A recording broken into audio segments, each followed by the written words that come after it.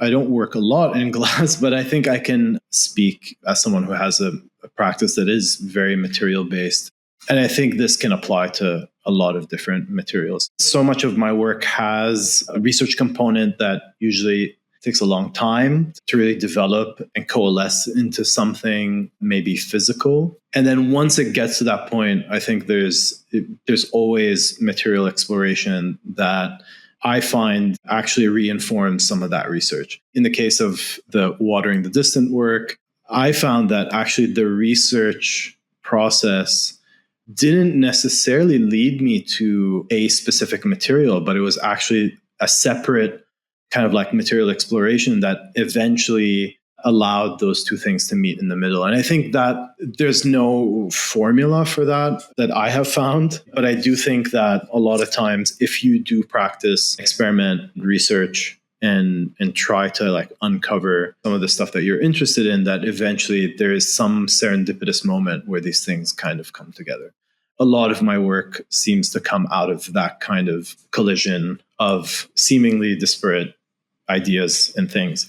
I've learned to kind of work on a much longer timeline at a much slower pace. And I think that's sort of worked for me. I kind of exist in this periphery of art world, like not really in the commercial art world, also in education. So I don't really have a lot of pressures, I would say, to like produce work at the moment, at least. And so I'm able to kind of like stretch that out and really allow for the material research as well as kind of like the historical research, let's say, really take its time. And for me, that's really important. I really hate to rush things. And I think especially when you're working with materials that require a lot of work and require a lot of time to be put into the making. I mean, I know how many hours it takes to actually work with glass. It really does require kind of like a slower pace, a more extended timeline. And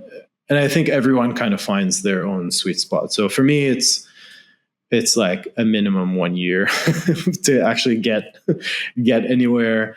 But then, you know, I think it allows for the ideas to marinate a bit. It allows for me to reflect on what I'm doing. Very often, I'll have a certain approach, and I'll have an idea in mind that, you know, I'll try to work towards, but then something comes in and redirects things. Sometimes in much more fruitful ways.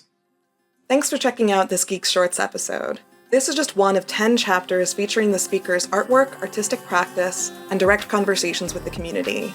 The full-length video, only publicly available for a limited time, can be found in the GEEX Talk subscriber archive, where you can also discover hours of content on even more contemporary glass artists and researchers. As a BIPOC and artist-led organization, GEEX redefines the culture of contemporary glass by canonizing artists and thinkers who have been historically marginalized in the field. If you'd like to support this effort, subscribe to GEEX and gain access to exclusive content.